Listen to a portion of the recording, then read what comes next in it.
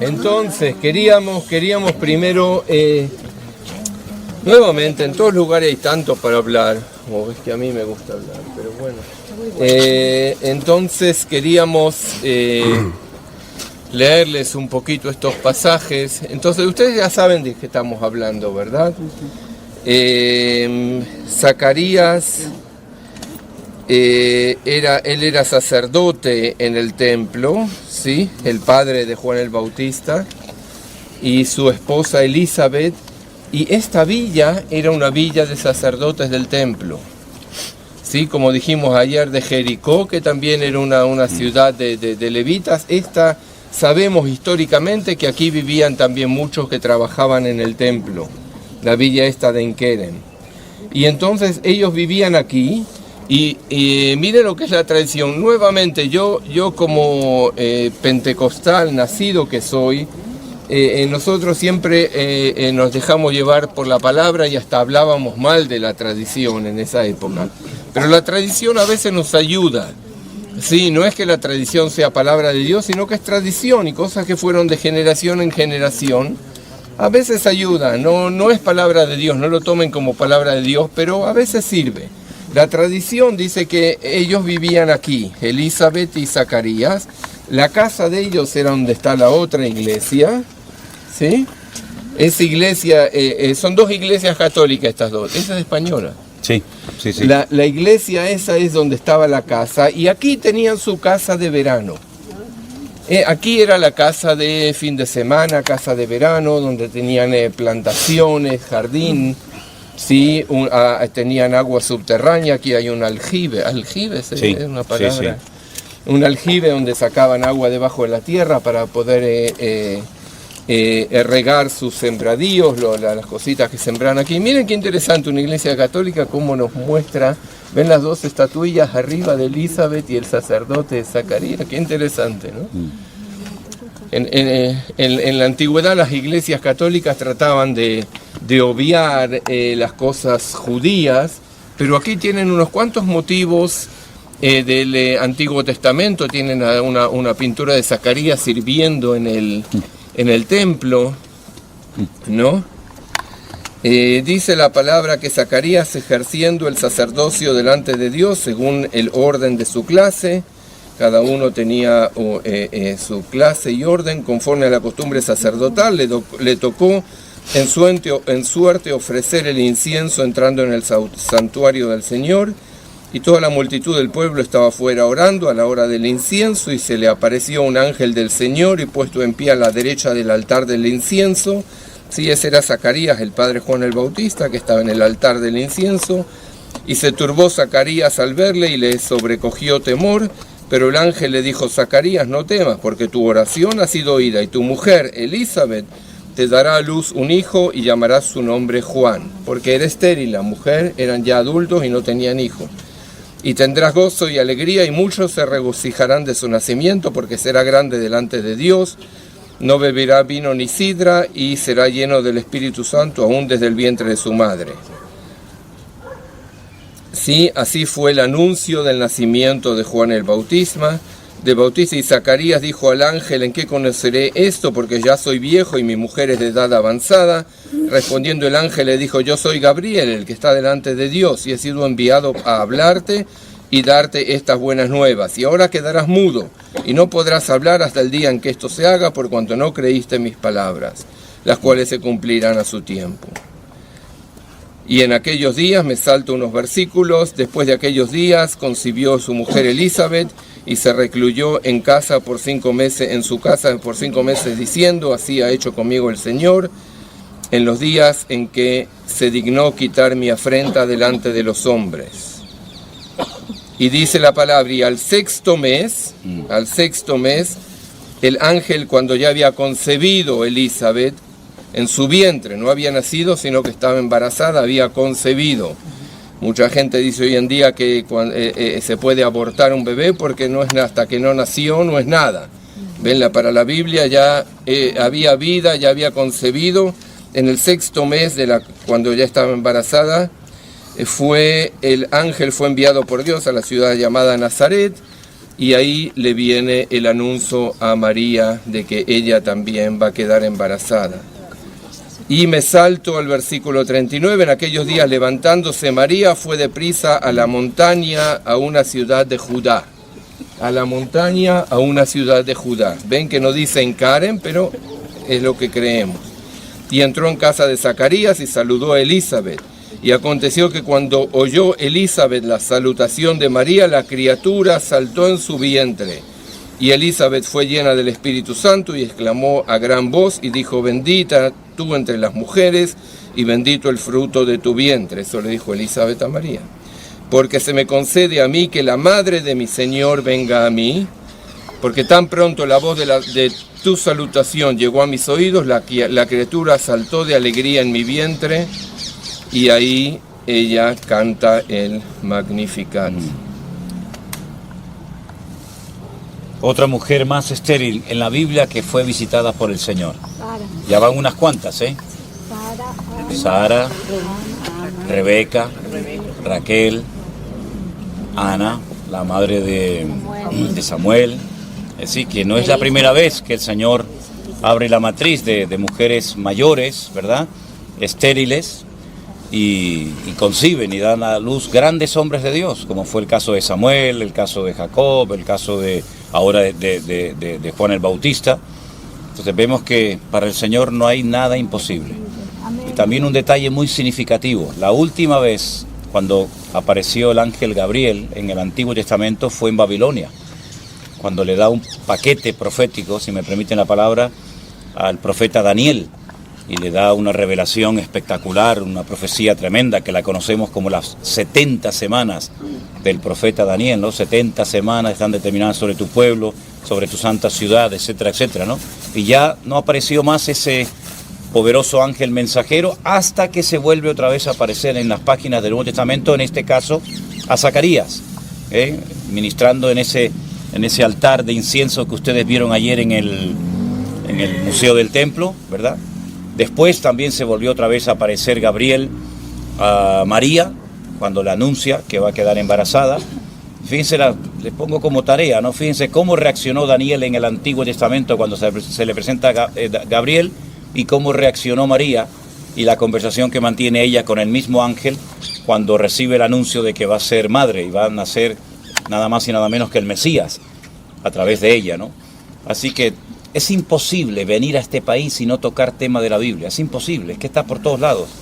Por todas partes hay Biblia, Biblia, Biblia, Biblia y nada más que Biblia, ¿no? Porque yo les dije a ustedes, y volvemos otra vez a la frase: aquí se ve la Biblia. Aquí se ve la palabra de Dios. Por todas partes vemos la obra de Dios. Esta es la tierra de la Biblia. Esta es la tierra de los profetas. Esta es la tierra de los apóstoles. Esta es la tierra donde se escribió la palabra. Esta es la tierra de los milagros, ¿verdad? Por lo tanto, es un privilegio estar aquí en esta mañana, en este lugar tan bonito, ¿verdad? Donde se produjo ese encuentro. Ahora van a entrar, no sé si la habrán quitado, espero que no. Hay un encuentro, una estatua de dos mujeres, una es Elizabeth y otra es María, porque aquí se encontraron, aquí se produjo esa manifestación tremenda, ¿no? Porque un niño dice que al oír la voz de María saltó en su vientre de alegría y fue lleno del Espíritu Santo. Nos habían enseñado que para estar lleno del Espíritu Santo hay que hablar en lenguas. Sin embargo, este niño está en el vientre y fue llena su madre del Espíritu Santo sin necesidad de tener la experiencia del día de Pentecostés. Hay cosas de doctrina, de teología, no de doctrina. Hay cosas de teología que muchas veces cuando uno analiza bien la palabra de Dios son estructuras denominacionales que a veces chocan directamente con la verdad revelada en la Biblia, ¿no? Así que vamos a entrar, si queréis, aquí dentro y recuerden. Vamos a hacer una cosa aquí para no... a veces al cura no les gusta que andemos gritando ahí adentro.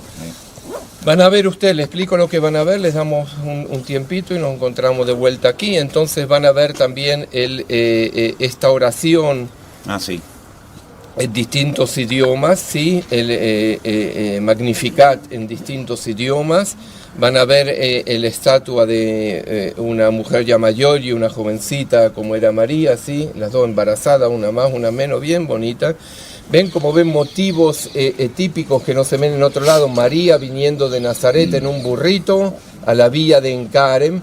Fíjense, entonces abajo, la parte de abajo es lo que era la casa de verano de ellos. Hay todavía una fuente de agua. Van a ver una piedra, dice la tradición que la piedra después es la que donde se ocultó Elizabeth con Juan el Bautista, porque saben que después de todo esto Herodes mató a todos los niños nacidos en esta zona. Entonces dice la tradición que se ocultaron en una piedra, que van a ver ahí, van a ver los dibujos. Fíjense, los dibujos son espectaculares. Sí, el padre de Juan el Bautista, Zacarías, ministrando con incienso en el templo. Y les aconsejo que suban arriba es la capilla, donde hay también unos dibujos espectaculares. Hay un dibujo sobre la batalla de Lepanto. Sí, la batalla de Lepanto paró un poco la influencia islámica en España, y todos conocemos al Manco de Lepanto, ¿verdad? Y unos dibujos hermosos, la mujer sobre la luna con el bebé, como nos cuenta, lo describe Apocalipsis, ¿sí? Entonces tomémonos 15 minutos porque tenemos que ir también al Jardín de la Tumba Vacía, tenemos horario, ahí tenemos... Buenos días, queridos hermanos, tengo el privilegio de saludarles desde un precioso pueblo que se encuentra entre las montañas de Judea, aquí en Israel, y el pueblo se llama Ein Kerem, el pueblo donde nació Juan el Bautista, sus padres Zacarías y Elizabeth. Esta era una villa de sacerdotes, y aquí fue donde se crió este gran varón de Dios, que fue el que preparó el camino para el Mesías. Estas estatuas que tengo detrás de mí representan el encuentro de María, la madre del Señor Jesucristo, y de Elizabeth. Eran parientes, y aquí se representa ese encuentro que se produjo, donde dice en el Evangelio según San Lucas, los primeros capítulos, que tan pronto María saludó a Elizabeth, el niño que estaba en su vientre saltó, y bueno, fue un encuentro extraordinario. Este es este pueblo, en Kerem, y estamos en una iglesia católica que con diferentes pinturas y cuadros pues nos recuerda todo lo que sucedió hace 2000 años en esta zona de las montañas de Judea, el encuentro entre María y Elizabeth y el pueblo de Juan el Bautista. Dios les bendiga, hermanos, y gracias por estar con todos nosotros en este momento.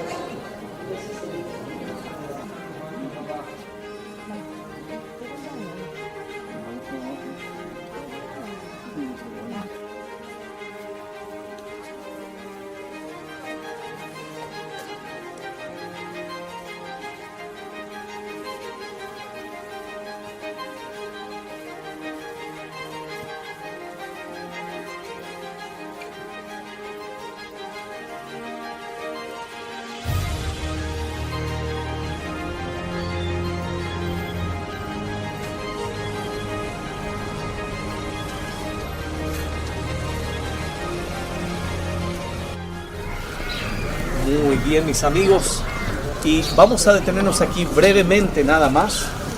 Quiero asegurarme de que todos estén aquí, porque creo que también el pastor Sierra tiene algunos amigos aquí en Tel Aviv que vinieron también para acoplarse al grupo. Hola, ¿cómo estás? Bien. Ah, muy bien. Igualmente. Así que yo quiero asegurarme de que ellos también se acoplen al grupo. ¿Y me pueden escuchar así con la mascarilla? ¿Se escucha todavía? Sí. Ah, buenísimo. Bueno, mis amigos, ¿qué les parece si ya comenzamos con el recorrido? ¿Sí? Hoy vamos a estar hablando acerca de los eventos de la crucifixión, sepultura y resurrección de nuestro Señor Jesucristo. Vamos a comenzar el recorrido en la plataforma del Gólgota y terminaremos nuestra visita con la tumba vacía.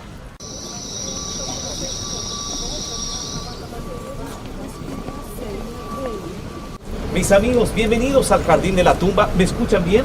Sí. Muy bien, coloqué el micrófono aquí, así puedo usar las manos para mostrar las fotografías. Tenemos algunos amigos que nos visitan desde Tel Aviv, la República de Tel Aviv. Bienvenidos al Jardín de la Tumba. Son unos hermanos que conocimos en uno de los muchos viajes que hemos hecho. Son hermanos de Colombia, viven en Tel Aviv. Ha venido con su esposa y con sus 2 hijos. Y le damos un aplauso de bienvenida a los hermanos. Bienvenidos. Gracias por estar con nosotros. Gracias. Y es una bendición tenerlos a todos ustedes aquí en este maravilloso lugar después de una temporada bastante difícil y fluctuante de lo que fue la corona, pero gracias a Dios ya podemos abrir el lugar al público. Mis amigos, este es un lugar muy pero muy especial para nosotros como cristianos de diferentes partes del mundo, por lo que este lugar representa. Estamos hablando acerca de los eventos de la crucifixión, sepultura y resurrección de nuestro Señor Jesucristo. Ahora, creo que es importante señalar que el jardín de la tumba es identificado como una de dos alternativas oficiales para los eventos de la crucifixión, sepultura y resurrección de nuestro Señor Jesucristo. Y decimos que es una de dos alternativas oficiales porque a través de los siglos y aún en siglos recientes, diferentes lugares fueron sugeridos. Por lo menos 6 lugares, de los cuales solamente 2 lugares tienen mayor fundamento histórico y arqueológico. La tradición más antigua se encuentra dentro de los muros de la ciudad, que es la iglesia del Santo Sepulcro. Aquel lugar fue establecido en el siglo IV después de Cristo, y en siglos recientes se comenzó a identificar este lugar, toda esta área que tenemos aquí, como una otra alternativa viable, ya que este lugar posee elementos históricos y arqueológicos que encajan dentro del perfil de lo que vemos en la Biblia. Todo comenzó en el año 1842, cuando un teólogo alemán escribió acerca de la colina que tenemos aquí como el lugar de la calavera, en base a ciertos rasgos que este hombre había identificado en el lugar. Uno de los elementos principales que comenzó a atraer a las personas al lugar tuvo que ver con la apariencia del lugar, la semejanza de una calavera en la ladera del monte. Quiero mostrarles una fotografía antigua que fue capturada en el año 1900, y en esta fotografía ustedes van a poder observar lo que las personas vieron al venir al lugar. En unos instantes voy a estar mostrando con mis dedos el área donde uno puede distinguir la semejanza de una calavera. Es en esta sección aquí, entre mis dedos, el área donde uno puede discernir las cavidades o las cuencas de los ojos, ¿sí? En el centro uno puede ver el puente de la nariz, ¿sí? Y la parte inferior se encuentra hoy día bajo tierra. Mas al ver esto, las personas, ellos comenzaron a asociar la semejanza o la apariencia de una calavera con el significado del nombre del lugar donde Jesucristo fue crucificado. La Biblia nos dice en el Evangelio de Marcos capítulo 15 que le trajeron a Jesucristo al lugar llamado Gólgota, que se traduce como el lugar de la calavera. El nombre Gólgota en su origen es un nombre arameo que simplemente significa calavera, y en español decimos Calvario, que originalmente viene del latín calvaria, que también significa calavera. Este fue uno de los elementos principales que comenzó a atraer a las personas al lugar. La segunda razón que atrajo a las personas al lugar tuvo que ver con la ubicación de este lugar con relación a la ciudad antigua. Y si ustedes miran en aquella dirección, allá atrás, ustedes ya pueden ver una sección del muro norte de la ciudad antigua del día de hoy. Ustedes pueden ver qué tan cerca estamos de la ciudad antigua del día de hoy. Según lo que describe la Biblia del Evangelio de Juan capítulo 19, nuestro Señor Jesucristo fue llevado al lugar llamado Gólgota, que según Juan se ubicaba en las afueras de la ciudad, pero también cerca de la ciudad. Y también leemos en el libro a los Hebreos capítulo 13, el autor a los Hebreos nos dice que Jesucristo, de manera a santificar a las personas con su propia sangre, de que Él padeció en las afueras del portón de la ciudad. Mis amigos, la ubicación de este lugar encaja dentro de este perfil. Ahora, es importante aclarar que lo que tenemos allá atrás hoy día, la ciudad antigua de Jerusalén y los muros de la ciudad, ya no datan de la época de Jesús. La ciudad de la época de Jesús fue destruida completamente en el siglo II. Y lo que tenemos aquí hoy día es algo más reciente, que data de la época en que los turcos otomanos estaban en control de esta tierra. Y en el siglo XVI, cuando ellos construyen los muros de la ciudad, en esa sección del muro norte que ustedes ven allá atrás, incluyendo el área del portón de Damasco hacia la derecha, en esa sección ellos ubican el muro en la ubicación original del segundo muro de la época de Jesucristo, el muro que originalmente había sido construido por el rey Herodes el Grande. Mis amigos, La implicancia de esto es que aquí nosotros podemos decir que nos encontramos en las afueras de la ciudad, no solamente del día de hoy, sino también de la época de Jesús. También nos encontramos cerca de la ciudad, tal cual describe San Juan capítulo 19, y también nos encontramos en la proximidad de la ubicación de un portón importante de la época de Jesús del lado norte. Y nos encontramos en una ubicación estratégica para la exhibición de crucifixiones desde un punto de vista romano. Mis amigos, los romanos en la antigüedad tenían la costumbre de exhibir las crucifixiones en las orillas de las carreteras principales, ¿sí? No encima de los montes como tradicionalmente vemos en las películas.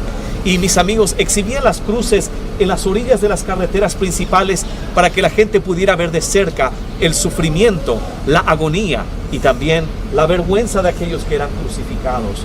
Y mis amigos, digo esto porque en la antigüedad era costumbre de exhibir a aquellos que eran crucificados completamente desnudos. Mis amigos, era una humillación total. El propósito era de que sirviera de escarmiento y de intimidación. Y era una vista bastante sangrienta y al mismo tiempo bastante obscena para los transeúntes. Y cuando hablamos de esto, mis amigos, no puedo dejar de pensar lo que Jesucristo estuvo dispuesto a padecer por cada uno de nosotros. En esa cruz, Jesucristo, el Hijo de Dios, estaba tomando su lugar y mi lugar, y Él sobre sí estaba cargando nuestros pecados, nuestra culpa y literalmente nuestra vergüenza. Y Él con su sangre estaba pagando el precio que ninguno de nosotros podía pagar. Y Él tenía que ir a la cruz, porque la Biblia nos enseña que sin derramamiento de sangre no podía haber la remisión o el perdón de los pecados. ¿Por qué?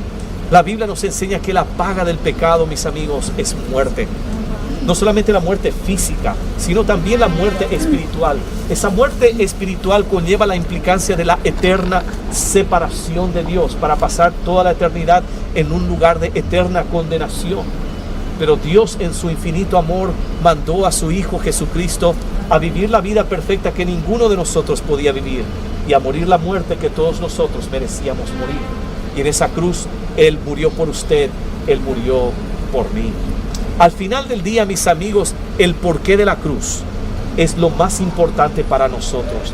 El propósito por el cual Jesucristo murió en esa cruz. Y vamos a hablar un poco más al respecto en la segunda parte de nuestro recorrido. Ahora yo quiero invitarlos a pasar al frente, a sacar fotografías del lugar, y después de aquí avanzaremos hacia la segunda parte de nuestra visita. Mis amigos, adelante. Y mis amigos, estamos aquí en la segunda parte de nuestro recorrido y brevemente quiero señalar dos elementos arqueológicos de este lado de la propiedad que fueron significativos para el lugar, que hacen que el lugar encaje dentro del perfil de lo que vemos en la Biblia. La Biblia nos dice en el Evangelio de según San Juan capítulo 19 en el versículo 41 que en el lugar donde Jesús fue crucificado había un huerto, y en el huerto una tumba nueva en el cual nadie había sido puesto. Según la descripción de Juan, el lugar de la crucifixión y la tumba se encontraban en una proximidad cercana. De hecho, esa es una de las razones mencionadas por Juan del por qué se utilizó la tumba de José de Arimatea para la sepultura de nuestro Señor. Dice Juan que era por causa del día de la preparación de los judíos, que es una expresión en referencia al día de reposo, ¿sí? Y porque aquel sepulcro estaba cerca, dice Juan, lo colocaron en aquel sepulcro. Y menciono esto y también quiero hacer una aclaración porque la mayoría de nuestras traducciones, por ejemplo la traducción de Reina Valera 1960, dice que por causa del día de la Pascua de los judíos, ¿sí? Eso no dice en el original, mis amigos. Simplemente dice que por causa del día de la preparación de los judíos, que en realidad no es en referencia a la Pascua, sino al día de reposo, ¿sí? Esa es una expresión que vemos en textos extrabíblicos en referencia al sábado, ¿sí? Y porque aquel sepulcro estaba cerca, dice Juan, lo colocaron en aquella tumba. Ahora Juan dice de que en esa propiedad donde la tumba estaba había un huerto. Y mis amigos, en esta propiedad tenemos evidencias arqueológicas de un huerto de aproximadamente, de aproximadamente 2000 años atrás. En el año 1924, cuando se comenzó a hacer las excavaciones de este lado de la propiedad, se descubrió aquí un lagar. El lagar era el lugar donde se pisaban las uvas para extraer el mosto para producir el vino. Ahora, es importante señalar que lo que ustedes ven aquí, mis amigos, es parte del lagar, no es la totalidad del lagar. El lugar donde se pisaban las uvas todavía se encuentra por debajo de esta plataforma y todavía se deben de hacer más excavaciones para traer a luz el lugar donde se pisaban las uvas. Del nivel superior, el mosto de las uvas se derramaba a un nivel inferior, que era la batea de recolección, donde se juntaba el mosto, y según arqueólogos expertos en cuanto a lagares de diferentes periodos, ellos creen que también aquí ya se comenzaba el proceso de fermentación para la producción del vino. Mis amigos, este fue un hallazgo bastante importante porque nos indica de que aquí hubo un huerto, más específicamente hablando un viñedo, aproximadamente 2000 años atrás. Pero el elemento más importante que todos ustedes vinieron a ver en este lugar se encuentra allá abajo, que es la tumba. Hasta el año 1867, toda esta propiedad que tenemos aquí se encontraba bajo tierra. En el año 1867, la tumba fue redescubierta cuando el dueño de la propiedad en ese entonces estaba excavando en su propiedad. Él estaba buscando cisternas de agua de lluvia y en el proceso le encuentra la tumba que ustedes ven aquí. Esta es una tumba judía de una familia rica, y como tal esta tumba por dentro está compuesta o está dividida en dos partes o en dos cámaras. Y quiero mostrarles un diseño que fue hecho por un arqueólogo local, y en este diseño ustedes van a tener una mejor idea de cómo se veía el interior de la tumba, y es un buen punto de referencia porque lastimosamente la tumba ya no se encuentra en la misma condición en que estaba en antaño, porque la tumba fue modificada en siglos posteriores por los cristianos bizantinos en el V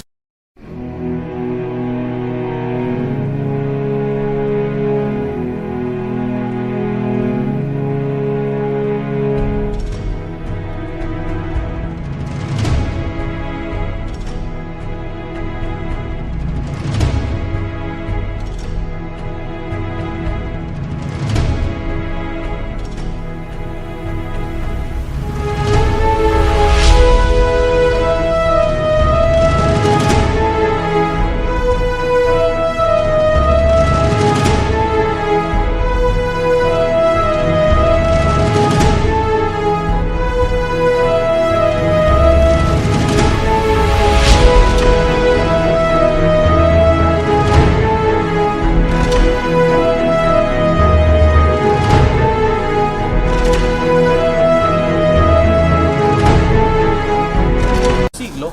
Y nuevamente por los cruzados en el siglo XII. Ahora, ustedes al ingresar a la tumba, mis amigos, van a ingresar a esta primera cámara que se ve aquí. La primera cámara que tenemos aquí era conocida como la antecámara. La antecámara era el lugar donde la familia hacía la preparación final del cuerpo, y también era el lugar donde la familia tenía hacía el ritual de lamentación final, o el funeral, por así decirlo. Y después se transfería el cuerpo y se dejaba el cuerpo dentro de la cámara de la sepultura, donde hay 3 lóculos, 3 estantes de sepulturas. ¿Sí? Este fue un sepulcro ancestral, una tumba familiar de una familia adinerada. Bajo condiciones normales, mis amigos, se dejaba el cuerpo dentro de la tumba solamente por un año. Después de un año, la familia retornaba a la tumba para extraer los huesos del cuerpo y colocaban los huesos del individuo en una caja de piedra llamada el osario. Este es un concepto que fue introducido aquí en la tierra de Israel en la época del Segundo Templo, y se hacía esto en la antigüedad de manera a vaciar los estantes de sepulturas para que pudieran ser reutilizados nuevamente con otros familiares. Y de esta forma utilizaban tumbas como esta de generación en generación. Mis amigos, hay tanto que se puede decir en cuanto a esta tumba. Podríamos pasar 1 hora y media hablando solamente de las diferentes características de la tumba. Pero mis amigos, ustedes hoy vinieron a visitar una tumba vacía, porque Él no está aquí, pues ha resucitado. Amén. Mis amigos, nosotros creemos que Jesucristo murió en la cruz del Calvario por nuestros pecados, y conforme a las Escrituras, Él fue sepultado, pero al tercer día Él físicamente resucitó de entre los muertos y Él está físicamente vivo hoy y le ofrece vida eterna con Él a todos aquellos que ponen su fe y su plena confianza en Él y en lo que Él hizo por nosotros en la cruz del Calvario. Mis amigos, al final del día de eso se trata este lugar. Vinieron a ver una tumba vacía, mis amigos. Y lo más importante para nosotros hoy día es entender el propósito del por qué Jesucristo murió en esta cruz. Y mis amigos, yo quiero invitarlos a meditar en estas palabras, pero también analizar el corazón para ver en dónde usted se encuentra en su relación con Dios, en dónde yo me encuentro en mi relación con Dios hoy. Porque la Biblia dice que hoy es el día aceptable, hoy es el día de salvación. Mis amigos, la muerte no es la tragedia para la humanidad. El COVID-19, el Omicron, las diferentes variantes del Delta no son la tragedia para la humanidad. La tragedia para la humanidad es morir sin Cristo. Y por esta razón quiero pedirles en el nombre del Señor Jesucristo a considerar estas palabras y también analizar su corazón. Quizás estoy predicando al coro aquí, pero al mismo tiempo quizás hay algún individuo todavía en este grupo que todavía debe de tomar una decisión. Mi amigo, mi amiga, no deje hasta que sea muy tarde, porque esto es lo más importante del cual podemos hablar aquí. Sí, tenemos muchos elementos históricos, arqueológicos en el lugar de qué hablar, pero su relación y mi relación con Dios es lo más importante hoy, ahora. Yo creo que hay suficientes personas equipadas dentro del grupo que pueden responder a sus preguntas. Pero al mismo tiempo, si usted quiere tener una conversación privada, yo voy a estar parado en la entrada también para responder a sus preguntas y quizás orar con usted. Pero por favor, no salga de este lugar sin tomar una decisión. Mis amigos, ahora sí, vamos a ir a visitar la tumba. Vamos a bajar por estas escaleras y al costado ustedes van a ver el lagar donde se juntaba el mosto de las uvas. Para aquellos que quieran sacar fotografías del lagar, después iremos a ver la tumba.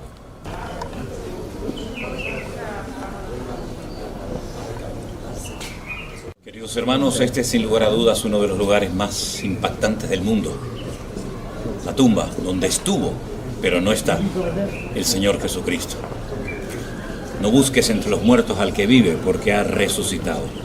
Estarán entrando los hermanos en grupos de 6 en 6, y aquí recordarán el triunfo sobre la muerte, sobre Satanás, del Señor Jesucristo, porque Él está vivo y vive para siempre en nuestros corazones.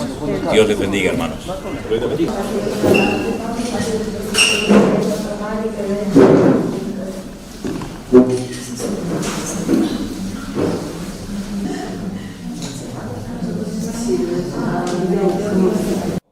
Ahora, como aquí hay personas de diferentes iglesias, diferentes denominaciones, tal vez diferentes estilos, y a mí me toca el unir un poco todo esto, nosotros en nuestra congregación tenemos, digamos, entre comillas, unas normas para los que pueden y no pueden participar de la Santa Cena.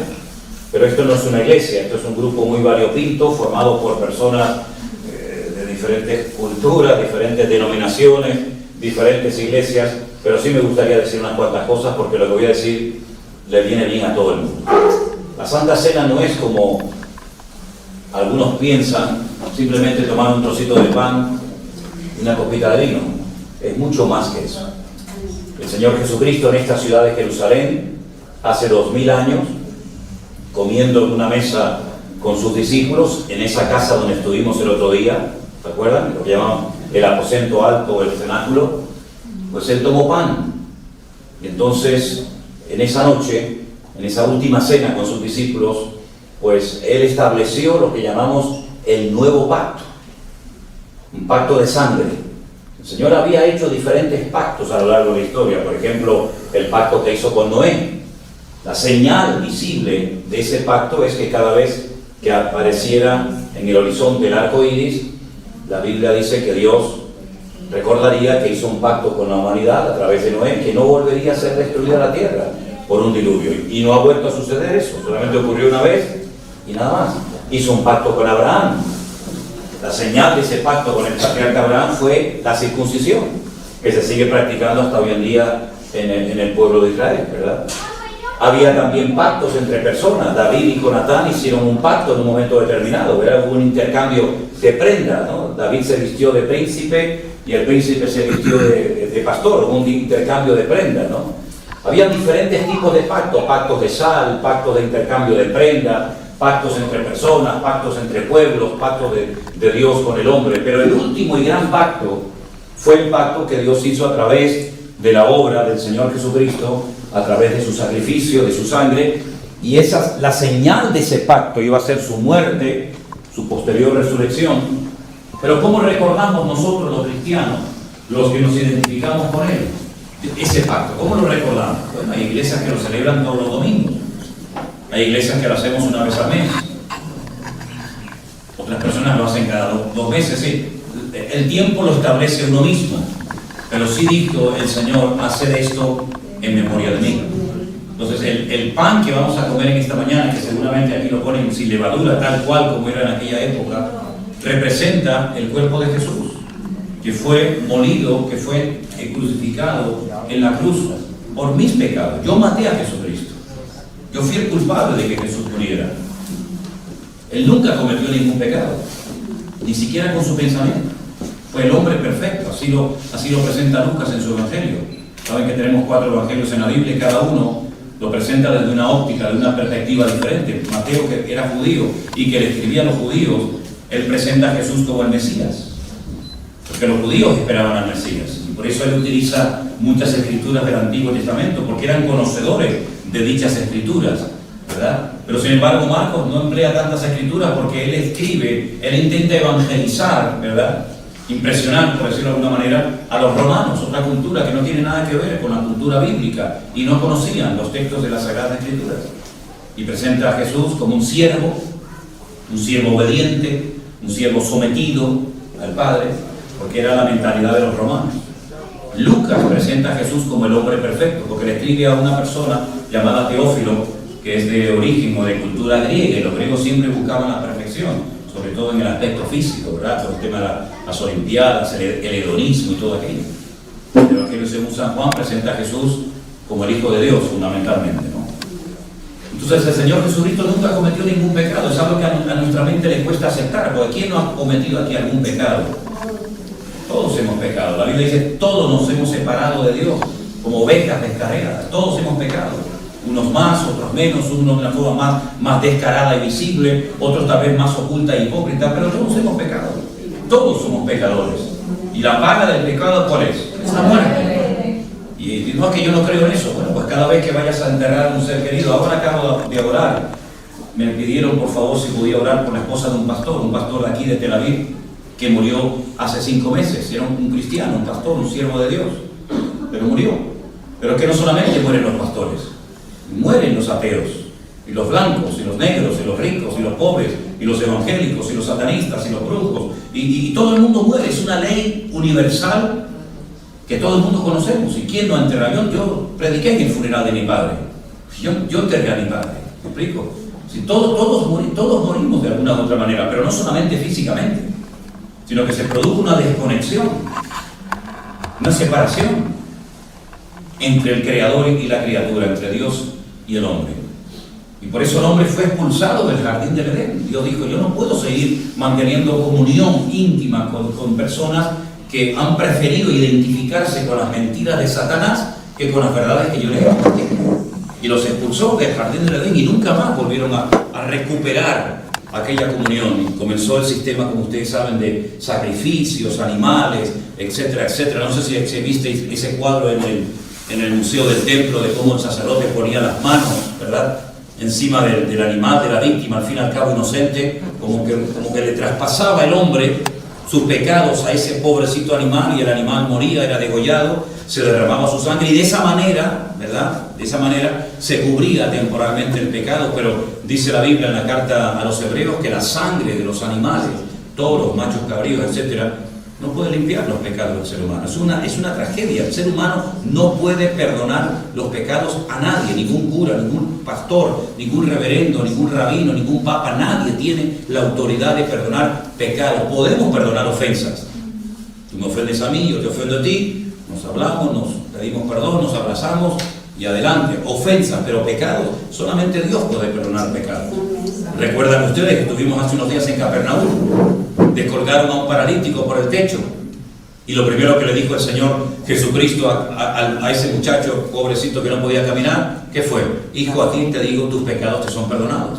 Los rabinos, los escribas, los entendidos de la ley, los que siempre están buscando el fallo del otro para tirarse encima, dijeron, pero este hombre está blasfemando. ¿Quién puede perdonar pecados sino solamente Dios? Es que Él era y es Dios. Él es Emmanuel, Dios con nosotros. ¿Se da cuenta? Entonces solamente Dios puede perdonar los pecados. Usted puede ir a donde quiera, puede creer lo que usted quiera, pero aquí el que siempre tiene la razón y nunca se equivoca es Dios. Dios odia el pecado. Dios no tolera el pecado. Dios es santo y no puede tener comunión con el hombre porque el hombre vive en pecado. Y no somos pecadores porque pecamos, Cuidado con esto. No es que yo peque y soy pecador, no. Es que usted peca porque es pecador. Es que es al revés. ¿Sabe? Yo peco porque soy pecador, no que pequé y me convierto en pecador. Es una tragedia, es algo que ya nace. Desde la cuna lo venimos arrastrando.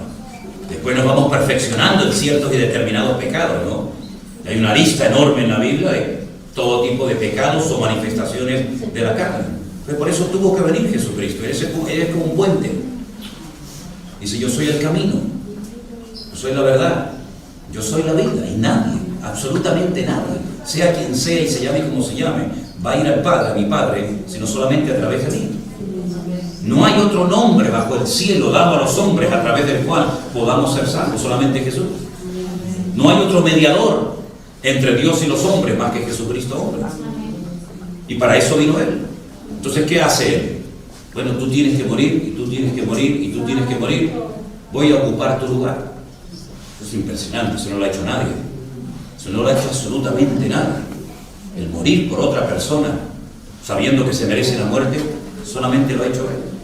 Y se va a la cruz y ocupa el lugar de todos los pecadores de toda la historia de la humanidad. Y cada vez que peques, quiero que sepas que ese pecado, el Señor murió en la cruz por ese pecado, porque cuando Jesús murió, ni tú ni yo habíamos nacido. Pero Él ya sabía, conocedor de la historia, del futuro, que íbamos a pecar. Esa es la gran tragedia del ser humano. Puede ser católico, evangélico, budista, pentecostal, metodista, lo que tú quieras. Cuando llegues al cielo, Dios no le va a preguntar a absolutamente nadie qué religión tienes. Dios no es el creador ni el inventor de religiones. Él es el dador de la vida. Amén. Las religiones las inventaron los hombres. Dios no inventó ninguna religión. Dios no es religión, Dios es relación. Amén. Religión es un término latino, religa, reluga, relegare, atarse o volverse a atar. Cristo vino para romper las ataduras, para que no dependamos de hombres, de tradiciones, de leyendas, de mitos, de rollos raros, sino que dependamos del amor de Dios. Entonces, cuando Él muere en la cruz, Él está muriendo por nuestros pecados. Y cuando Él resucita de la muerte y viene aquí a este lugar, aquella mujer llamada María Magdalena, pasamos por Magdala el otro día, ¿se acuerdan? Estaba desesperada, que pensaba que habían profanado la tumba, es decir, no le dejaron en paz en vida y tampoco en muerte. Pero sin embargo un ángel le dijo, tranquilo, no llores, no está aquí. No busques entre los muertos. Hay gente que le gusta siempre meterse en el mundo de los muertos. Señor, los ángeles le dijeron, no busques entre los muertos al que vive. Amén. Que era resucitado. Créale sinceramente y con el corazón, con la mano en el corazón les digo, si Él no hubiera resucitado, yo no me dedicaría a lo que me dedico. No tendría fuerza moral, no tendría valor de predicar y hablar de un cadáver, de un muerto. Primeramente porque fui alérgico a la religión toda mi vida. No soportaba el tema de la religión. Me crié en ambientes religiosos y salí de religión hasta aquí. Pero cuando conocí al Señor Jesucristo, que me sacó los 4 demonios que tenía en mi cuerpo, y cuando me sanó y me cambió la vida, yo le dije, todo el mundo tiene que saber esto. Amén. Todo el mundo, tengo que contarle a todo el mundo esto. Y los últimos 40 años de mi vida, ahora 41 en mayo, los he dedicado a hablar de Cristo, de su palabra. Amén. Lo habré hecho mejor o peor, pero ese es el objetivo de mi vida, servir al Señor y poder demostrarle al mundo que no somos locos, sino que Cristo existe. Amén. El único que evidentemente puede hacer la obra es el Señor. ¿Cómo recordamos el amor de Dios? ¿Cómo celebramos su muerte, su resurrección y, ojo, su venida? en este acto de la Santa Cena. Pero la Biblia dice, cuando participen, hacerlo dignamente. No habla de perfección, nadie es perfecto aquí, nadie, ¿verdad? Pero sí habla de dignidad. ¿Y qué es dignidad? Vivir decentemente y con orden delante de Dios. Si el Señor Jesucristo entrara ahora mismo físicamente por esta puerta y nos mirara directamente a los ojos, a cada uno de nosotros, ¿cómo nos sentiríamos? ¿Nos sentiríamos acusados por la vida que estamos llevando? ¿O podríamos decir, Señor, tú sabes que te amo y estoy tratando de agradarte y de servirte lo mejor posible? Que cada uno tome la decisión en base a su conciencia y en base a su madurez. Pero este momento es muy importante porque estos elementos, el pan y el vino, nos recuerdan todo eso, ¿saben? Aquí tenemos la mañana. No sé si en su iglesia participan de esta manera. Este es lo más parecido a la matzá, que es el pan que se come en la pasta, es un pan sin levadura. Entonces lo que vamos a hacer, vamos a orar, bendecir este momento en el nombre del Señor. Hoy en día lo hacemos así. En los tiempos de la Biblia era toda una comilona, era un arte. Dice la Biblia que en la iglesia de Corinto había algunos que se pasaban y hasta se emborrachaban. El apóstol Pablo dijo, mantengan un poquito el orden, que si una de las cosas que tenemos que tener los cristianos en nuestra vida es un poquito de orden, un poquito de testimonio, ¿no? La vida cristiana no es una vida, no, yo como en España decimos, como Juan Palomo, ¿no? Yo me lo guiso y yo me lo como. Hay un testimonio, hay un ejemplo que dar a la esposa, a los hijos, a los hermanos y sobre todo a nuestro Dios, ¿verdad? Podemos hacer la apariencia delante de los hombres, pero delante de Dios hoy todos y cada uno de nosotros estamos desnudos. Él sabe lo que hay aquí, ¿verdad? Así que vamos a orar y para que lo podamos hacer decentemente y con orden, como dice la palabra, ¿sí? Te damos gracias, Señor, en esta tarde, en esta mañana, por habernos guiado hasta aquí. Durante todos estos días hemos visitado tu tierra, hemos visto cosas preciosas, pero hemos llegado a un momento en el que queremos invitarte a que seas nuestro Señor y Salvador, pidiéndote perdón por todos y cada uno de los pecados que hemos cometido a lo largo de nuestra vida, que tu sangre nos limpie y que cuando participemos en esta mañana de este pan y de este vino, sepamos lo que estamos haciendo y quién nos está observando y ante quién nos movemos y actuamos. Señor, que este pan y este vino sean de bendición, que traigan verdaderamente santidad, orden y obediencia a nuestras vidas. No hacemos las cosas para quedar bien delante de un pastor, delante de un hombre. Hacemos las cosas para quedar bien delante de Dios, nuestro Señor, que nos mira y nos conoce perfectamente. Bendice, Señor, este acto tan importante, tan bonito, que conlleva tanta enseñanza para nuestras vidas. Que cuando participemos de este pan y de esta copa, lo hagamos, Señor, para tu gloria y tu honra, y que nuestra vida sea una vida de victoria, una vida genuina, una vida auténtica, donde no vivamos de tradiciones, de costumbres, de mandamientos de hombres, sino vivamos conforme a la palabra de Dios. En esta mañana, Señor, queremos entregarnos a ti. En esta mañana, si entre nosotros hay alguna persona que nunca te ha recibido, que nunca te ha aceptado, que nunca ha vivido conforme a la palabra de Dios, Señor, que toque su corazón para que hoy te reciba y te acepte en su corazón como su Señor y Salvador personal. Gracias, Padre, porque podemos celebrar con dignidad, que no sea un tiempo de juicio, de condenación, sino todo lo contrario, un tiempo de victoria y de libertad en el nombre del Señor Jesús. Amén. Amén. Amén. Gloria a Dios. Bueno, tal vez, Sinker, me ayudas a repartir esto, y otro hermano que me ayude. Usted, hermano, puede ayudar a repartir las copitas. Creo, si no me equivoco, que la copita la dejan llevar como recuerdo. Creo que sí, ¿verdad?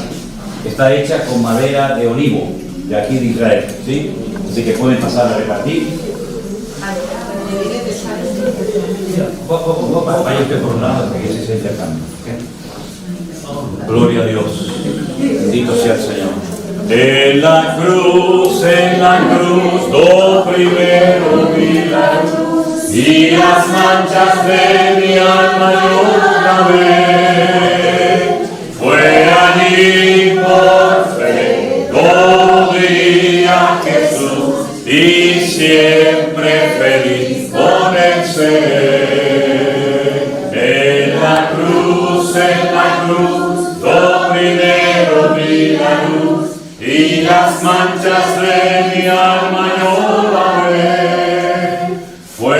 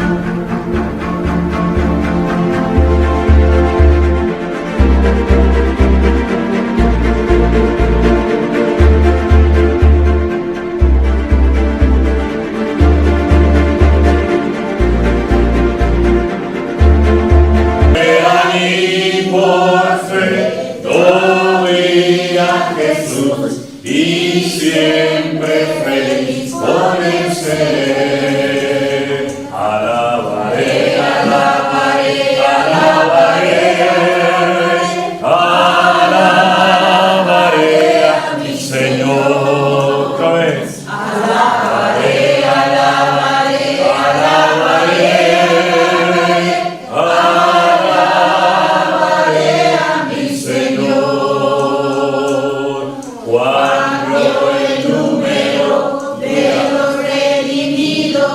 Y todos alababan al Señor. Unos cantaban, otros alababan. Todos alababan al Señor. Y alabaré, alabaré, alabaré, alabaré a mi Señor. Alabaré.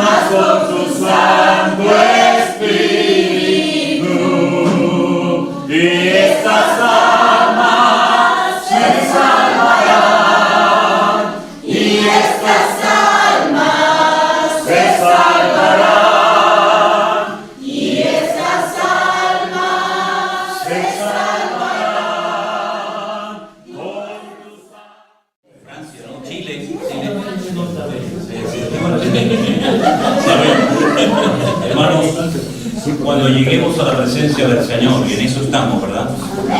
Cuando lleguemos a la presencia del Señor no va a haber un cielo para latinos y otro para europeos, y uno para blancos y otro para negros. He estado en Estados Unidos unas cuantas veces y he ido a predicar a iglesias de latinos, o iglesias de negros, o iglesias de blancos, ¿verdad?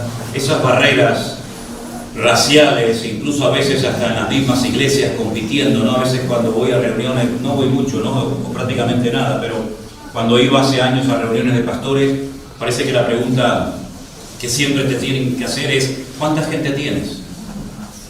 ¿Cuán grande es tu iglesia? ¿Cuánta gente hay en tu congregación? Y ya usted, por decirle, nosotros ya no contamos a las ovejas, las pesamos.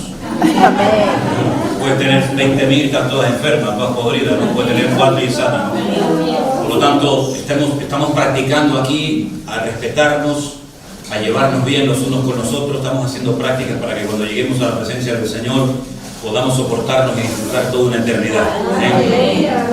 Quiero darle las gracias públicamente a Daniel porque ha sido una ayuda muy grande el tiempo que lo hemos tenido con nosotros. Ha sido una gran bendición. También a Singer, que han trabajado tremendamente, y la verdad es que estamos muy agradecidos. Nosotros estamos esperando a un grupo que viene el día miércoles. ¿Ustedes se van cuándo? Mañana. Domingo. Y el miércoles viene otro grupo que tenemos que estar frescos y bien para recibirlos, porque son hermanos que vienen por primera vez con mucha expectativa. Así que menos mal que tenemos ahí, bueno, más o menos decimos menos mal porque nos vamos a ir a Galilea a ver un matrimonio que hacía tiempo que quería conocernos y vamos a estar ocupados, pero el día miércoles viene otro segundo grupo que va a estar toda una semana con nosotros. Así es que estamos muy agradecidos porque ustedes han sido uno de los mejores grupos. Amén. Y ya me conocen, yo no iba a decir una expresión venezolana, no sé si es fea, pero claro, que aprendí a hablar en Venezuela y no sé si esa expresión a lo mejor aquí suena feo, pero no diría lo que voy a decir si no fuera verdad. Ustedes han sido un grupo extraordinario, muy fácil de atender y la verdad es que les guardaremos muchísimo cariño.